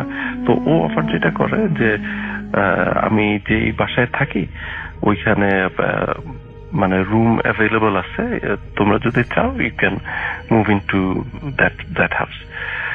কিন্তু এর মধ্যে কিন্তু রাসিম কিছু এক্সপিরিয়েন্স করে নাই, তো এই কারণে সে এখনো জিনিসটা খুব লাইটলি নিচ্ছে। তো ওর ওয়াইফও তখন একটু জেদ ধরে যে না, সে আসলে দেখতে চায় যে কি হচ্ছে। তো লাস্ট যে ঘটনা যেটা হয় আমার সাথে রাসিমের মিটিং এর আগে, তো বলে যে ও বাসায় সেদিন শুধু ও আর ওর ওয়াইফ, তো মনে হয় কোনো কারণে দোকানে গেছে র্যান্ডম কিছু জিনিস কেনার জন্য, গ্রসারি বা এই টাইপের কিছু হবে কেনার জন্য, যে 10-15 মিনিট বাইরে থাকবে। তো এর মধ্যে ওর ওয়াইফ বাথরুমে যায়। তো রাসিম যখন আসা ও চাবিতে ঘরে ঢুকে দেখে বাথরুমের ডোরটা বাইরে থেকে লাগানো, বাসায় কিন্তু আর কেউ নাই, এবং মেইন ডোরও লক করা ছিল, যেটা রাসিম চাবি নিয়ে গেছে। তো দেখে বাথরুমের ডোরটাও করা। তো যে সাথে সাথে বাইরের থেকে বাথরুমের যেটা হচ্ছে আপনার প্যাডলক টাইপের থাকে আর কি, ওই ছিটকিনি টাইপের যেটা, ওইটা খুলে দরজা পুরোটা খুলে দেখে ওর ওয়াইফ ভিতরে বসে সে কাঁদতেছে। তো কি ব্যাপার, ও বলে যে তুমি যাওয়ার পরে তো এইরকম শব্দ হওয়া শুরু হয় বাসার ভিতরে, এবং বাথরুমের দরজায় নক পড়তে থাকে। তো নক পড়ার পরে ওর ওয়াইফ তখন দরজা শক্ত করে ধরে দাঁড়া থাকে, এবং কিছুক্ষণ পর যখন খুলতে চায় তখন আর দরজাটা খুলতেছে না। তো কারণটা অবভিয়াস যে এটা হচ্ছে মানে বাইরের থেকেই তখন অলরেডি সামওয়ান সামহাউ এই বাথরুমের দরজাটা লক করে দিচ্ছে। তো এই ইনস্ট্যান্সের পরে রাসিম মানে একটু একসেপ্ট করা শুরু করে যে হ্যাঁ, সামথিং ইজ গোয়িং রং। তো তখন আমাকে বললো যে স্যার, আমি তো আমাদের যে লোকাল এখানের মসজিদ আছে, এখানে এক হুজুর আছে, তাকে আমি বলছি আমার বাসায় আসার জন্য, তো সে আসবে আগামী 1-2 দিনের মধ্যে। আসার পরে কি আপডেট হয় আমি আপনাকে জানাবো। তো এরপরে আরো সপ্তাহখানেক পরে, সপ্তাহখানেক না আরো বেশি হবে, আমার মনে হয় 2-3 সপ্তাহ পরে রাসিম আসে। তো বললো যে আপডেট হচ্ছে ওই হুজুর আসছিল, এসে সে মানে একটু দোয়া টোয়া পড়ছে বা এই করছে, কিন্তু তারপরে এইটা আসলে রিজলভ হয় নাই। রিজলভ না হওয়ার পর ওই হুজুর বলছে যে দেখো, এটা হয়তো এমন কোন এন্টিটি যেটা হয়তো আমার ক্যাপাবিলিটি নাই। তো তখন ইংল্যান্ডে আরেকটা সিটি আছে যেটার নাম হচ্ছে পোর্টসমাউথ। তো তো ওই হুজুর বলে পোর্টসমাউথে একজন এরকম আলেম লোক আছে, সে হয়তো এসে তোমার করতে পারবে, এটা রিজলভ করতে পারবে। তো ও তখন এই পোর্টসমাউথের হুজুরের সাথে কমিউনিকেট করে যে এরকম একটা ক্রাইসিস হচ্ছে আমার বাসায়, তো আপনারা যদি করেন একটু এসে দেখতে পারেন। তো ওই হুজুর মনে হয় আরো কয়েকদিন পরে বা নেক্সট উইকে আসে পোর্টসমাউথ থেকে। তো এসে উনি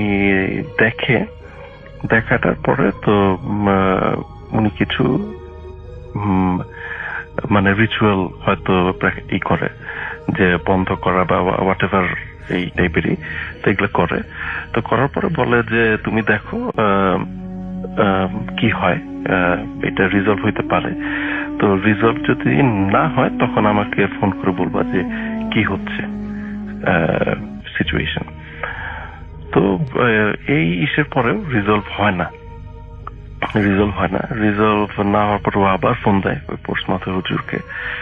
তো উনি তখন বলে যে দেখো আমি যেটা করছি, এটা যদি এই ভাষাটার যদি কোনো সমস্যা থাকতো এটা রিজলভ হয়ে যাইতো, তো পসিবলি এইটা এখন আর তোমার ভাষার প্রবলেমে নাই, তো তুমি এক কাজ করতে পারো, ভাষাটা চেঞ্জ করে দেখতে পারো, তাহলে এটা 100% শিওর হয়ে যাবে যে প্রবলেমটা কোথায়। তো ও তখন ওই ওর ওয়াইফকে নিয়ে, ওই যে ওর ওয়াইফের যে কাজিন আছে ওই বাসায় যে উঠে ফর ফিউ ডেজ। তো তখন ওই বাসাতে সমস্যা শুরু হয়।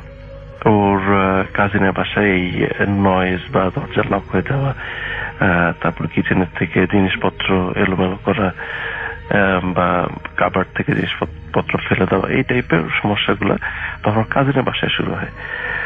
তো তখন ওর ওয়াইফ তারপর রাসিম দুইজন একটু অকওয়ার্ড ফিল করে যে আমাদের কারণে আরেকজনের বাসায় এই প্রবলেমটা হচ্ছে। আর ওর কাজিন যে বাসায় থাকতো এটা একটা শেয়ার্ড ফ্ল্যাট আর কি। তো ওইখানে অন্যান্য রুমে যারা থাকতো তারা ওদের সাথে রিলেটেড না, তো এই কারণে ও আরো একটু রাসিমের ওয়াইফ যে ফিল করে। তো তখন ওই ওদের যে হুজুর রাসিম, যে পোর্টসমাউথের যে হুজুর, তো উনি বলে যে আচ্ছা আমি তো যেহেতু দূরে লন্ডনে না, তো আমার জন্য ডিফিকাল্ট এইখান থেকে পুরো জিনিসটাকে রিজলভ করা, তো ইফ পসিবল তোমরা পোর্টসমাউথে মুভ করো। তো এই এট দিস মোমেন্ট তো রাসিম আমার সাথে দেখা করে এবং বলে যে স্যার আমরা হয়তো ভেরি সুন, উইদিন 1 সপ্তাহ বা 2 সপ্তাহের মধ্যে আমরা পোর্টসমাউথে মুভ করতেছি। আর মুভ করার পরে যদি প্রবলেম রিজলভ হয় তাইলে তো ভালো, I will be coming back again. আর যদি রিজলভ না হয়, এমন হইতে পারে হয়তো আমরা ইংল্যান্ড ছেড়ে আবার পাকিস্তানে ব্যাক করব, যে ওইখানে হয়তো এই টাইপের ইস্যুর প্রবলেম গুলো আরো বেটার ডিল করা যাবে, আরো রিসোর্সেস ভালো থাকবে।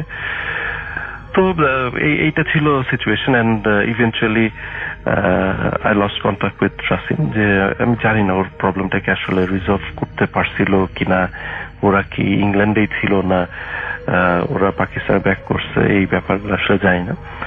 কিন্তু মানে এটা একটা আমার জন্য আনসলভড মানে স্টোরি, যেটা আমি জানি না যে এন্ডিংটা কি হয়েছিল, বাট আমার কাছে কাহিনীটা একটু মনে হয়েছে যে ডেফিনেটলি এটা শেয়ার করার মতো হয়তো কিছু। আর এই কারণে আমি আজকে আপনাদের সাথে শেয়ার করলাম। তো নিউ ইয়ারের শুভেচ্ছা দিয়ে সবাইকে শেষ করছি। Happy new year. আসসালামু আলাইকুম রাসেল ভাই। জীবনে তো অনেক ঘটনাই আমি বলেছি আপনার ভূত এফএম শোতে। আজকে একটা পুরনো মেহগুনি গাছের ঘটনা শোনাবো। রাসেল ভাই, আমি সাধারণত মানে ভয়ঙ্কর বিষয়টা একটু কমই বিশ্বাস করি, কিন্তু গত কুরবানি ঈদে বা ওই ঈদের সময় আমাদের গ্রামের বাড়িতে আমার সাথে যা ঘটেছিল, এইটা আমি মানে যে ভয়ঙ্কর ঘটনাটা ঘটেছিল তারপর থেকে আমি রাতের বেলা একাই অন্ধকারে থাকতে পারি না একটা রুমে। মানে আমি আজকে আপনার সাথে সাহস করে এই ঘটনা বলতে এসেছি, কারণ এই বোঝাটা আমি আর বইতে পারছি না। মানে এটা আপনার কাছে বলতে চাইছি অনেক আগে থেকে, কিন্তু সময়ের অভাবে মানে আমার কাছে ঘটনাটা কেমন যেন ভারী ভারী লাগে যে কবে শেয়ার করব। তো রাসেল ভাই, আমাদের গ্রামের বাড়ির ঠিক পিছনে এক বিশাল মেহগনি বাগান আছে। গ্রামটা অনেক পুরনো, আর ওই বাগানের এক কোণে একটা পরিত্যক্ত কুয়া আছে, যাকে আমরা মানে পুকুরও বলি না, কোনো নদী নালাও বলি না, একটা কুয়া। মানুষের চারপাশে ময়লা টয়লা যে ওখানে জমা হয়, সেই কুয়া। তো এলাকার মানুষ বলে ওখানে আগের দিনে অনেকটা অঘটন ঘটেছিল ওই কুয়ার আশেপাশে। ওই ঘটনার দিন রাতে তখন আনুমানিক 1:20 বাজে আমাদের ঘরে আমাকে খুব গরম লাগছিল। তাই আমি একটু ফ্রেশ হওয়ার জন্য পিছনের বারান্দায় গিয়ে দাঁড়াইছিলাম। হঠাৎ দেখলাম বাগানের ভিতর দিয়ে একটা টর্চ আলো এদিক সেদিক নড়াচড়া করছে। আমি ভাবলাম চোর বা অন্য কেউ হবে হয়তো। যাই হোক, আমি বারান্দা থেকে নেমে বাগানের দিকে একটু হাঁটলাম, মানে একটু এগিয়ে গেলাম। কিছু দূর যাওয়ার পর আলোটা হঠাৎ নিভে গেল। আমি ডাক দিলাম যে এই কে ওখানে, লাইট জ্বালালা আবার অফ করছো, কে ওখানে? কিন্তু রাসেল ভাইয়া তখন কেউ কোনো আওয়াজ দেয়নি। মানে ওই লাইটটা যেখান থেকে জ্বলছিল সেইখানেই আমি ছিলাম, কাছে হেঁটে গেছিলাম, কিন্তু আমি যখনই কাছে গেছি লাইটটা অফ করছে। আর আমি জিজ্ঞেস করলাম, আমার উত্তর দিল না এত কাছে থেকে। এমনটাও তো না যে আমি ডাকলে শুনতে পারবে না, অনেক দূরে, বিষয়টা তা না। উনি আমার খুব কাছে এবং তিনি আমার কথা শুনতে পেরেছে স্বাভাবিক, কিন্তু সে কোনো উত্তর দেয়নি। অদ্ভুত ব্যাপার হলো রাসেল ভাই, বাতাসের কোনো শব্দ নেই, ঝিঝি পোকার কোনো ডাক নেই। পুরো বাগান যেন একদম নিস্তব্ধ হয়ে গেল আমার কথা বলার পরেই। হঠাৎ আমি অনুভব করলাম কেউ একজন আমার ঠিক পিছনে দাঁড়িয়ে। তার নিঃশ্বাসের গরম বাতাস আমি আমার ঘাড়ে পাচ্ছিলাম ভাইয়া। বিশ্বাস করেন, ভয়ে আমি জমে গেলাম। তখন হিমশীতল একটা হাত আমার কাঁধের উপর রাখা হলো। আমি কাঁপা কাঁপা গলায় বললাম, কে আপনি? তারপরেও কোনো উত্তর নেই। তখন আমি সাহস করে মোবাইলের ফ্ল্যাশটা জ্বালালাম। ভাইয়া বিশ্বাস করেন, আমি যা দেখলাম সেটা দেখার জন্য আমি মোটেও প্রস্তুত ছিলাম না। আমার ঠিক পিছনে আমার মৃত দাদা দাঁড়িয়ে। আমি পুরোই হতভাগ হয়ে গেছি। আমি কী করব, মানে আমি বলতে পারছি না, বুঝাতে পারছি না ভাইয়া। আমার পিছনে যখন দেখি আমার মৃত দাদা দাঁড়িয়ে, কিন্তু ওনার গায়ের চামড়াগুলো একদম ঝুলে আছে, আর চোখ দুটো মনে হয় বের হয়ে এসেছে, এমন অবস্থা, বড় বড় চোখগুলো ঠেলে আসে সামনের দিকে। আমি চিৎকার দিতে চাইলাম, কিন্তু মুখ দিয়ে কোনো শব্দই বের হলো না। ঠিক ওই সময় দাদা এক বিকট হাসি দিয়ে বললেন, তোর জন্যই তো অপেক্ষা করছি রে দাদা, অনেক দেরি করে ফেললি আসতে। বলেই উনি আমার হাত ধরে ওই পুরনো কুয়ার দিকে টানতে শুরু করলেন। ওনার হাতের শক্ত কিছু ছিল, অতি মানবিক শক্তি ছিল। যাই হোক, আমি বাঁচার জন্য হাত পা সব দিকে ছোড়াছুড়ি করছিলাম, কিন্তু কোনো লাভ হচ্ছিল না। কুয়ার একদম কিনারে যখন আমাকে নিয়ে যাওয়া হলো, আমি নিচে তাকিয়ে দেখলাম কুয়ার ভিতরে আরও অনেকগুলো হাত উপর দিক থেকে উঠে আসছে আমাকে ধরার জন্য। ঠিক ওই মুহূর্তে আমাদের বাড়ির পালিত কুকুরটা জোরে জোরে ডাকতে শুরু করলেন। আর আমার বড় ভাই টর্চ নিয়ে বাইরে বের হয়ে আসে, এবং ভাইয়ের টর্চের আলোয় দাদামশাইয়ের উপর পড়তেই উনি ধোঁয়ার মতো আমার সামনে থেকে মিলিয়ে গেল। আমি ভাইয়া বলে ডাক দিয়ে ওখানেই অজ্ঞান হয়ে পড়ে যাই। পরের দিন সকালে উঠে দেখি আমার ওই কাঁধে আর হাতে কালশিটে, মানে একটা ছাইয়ের মতো হাত দিলে যা হয় ওই রকম দাগ পড়ে আছে, ঠিক যেন কেউ শক্ত করে আঙ্গুল বসিয়ে দিয়েছিল। রাসেল ভাই, আমি আজও যখন একা থাকি মনে হয় হঠাৎ করে পিছনের জানলা দিয়ে কেউ আমাকে দেখছে আর ফিসফিস করে বলছে, এইবার আসবি তো, আগের বার তো তোকে নিতে পারিনি। রাসেল ভাইয়া এরপরে আমি আমার মানে আমার সাহসে যতটুকু সাহস ছিল আমি সেই সাহসটুকু হারিয়ে ফেলেছি এবং মনে হয় কোথাও রাতে হাঁটলেই মনে হয় যে পিছনে আমার দাদা হট করে কখনো আমার সামনে আসে। তো এই ছিল রাসেল ভাইয়া ঘটনার প্রথম। এই ঘটনাটি পাঠিয়েছিল রমেশ ভাইয়া রাজশাহী থেকে। এবার দ্বিতীয় ঘটনাটি পড়ব। এই ঘটনাটি আমাদেরকে রাজারহাট থেকে দিয়েছেন। তিনি লিখেছে, ভাইয়া এই ঘটনাটি অবশ্যই পড়বেন। যাই হোক রাসেল ভাই, আমি তার ঘটনাটি পড়লাম, যদি ভালো লাগে এই ঘটনাটি অবশ্যই দেবেন। তো আমি আগে ভাবতাম ভূত মানে হয়তো গাছে উল্টো হয়ে ঝুলে থাকা কোনো কিছুকে বোঝায়, কিন্তু আমার সাথে যা ঘটেছে রাসেল ভাইয়া, তারপর থেকে আমি বুঝেছি যে সব ভয়ঙ্কর জিনিস আমাদের খুব কাছেই থাকে। এই ঘটনার পর থেকে আমি আমার ঘরের সব আয়না কাপড় দিয়ে ঢেকে রাখি। মূল ঘটনা হচ্ছে আয়নাকে নিয়ে রাসেল ভাইয়া। এই ঘটনাটি গত বছরের। আমি ঢাকায় একটা পুরনো ম্যাচে থাকতাম। ম্যাচটা অনেক পুরনো আমলের বিল্ডিং, ছাদগুলো অনেক উঁচু।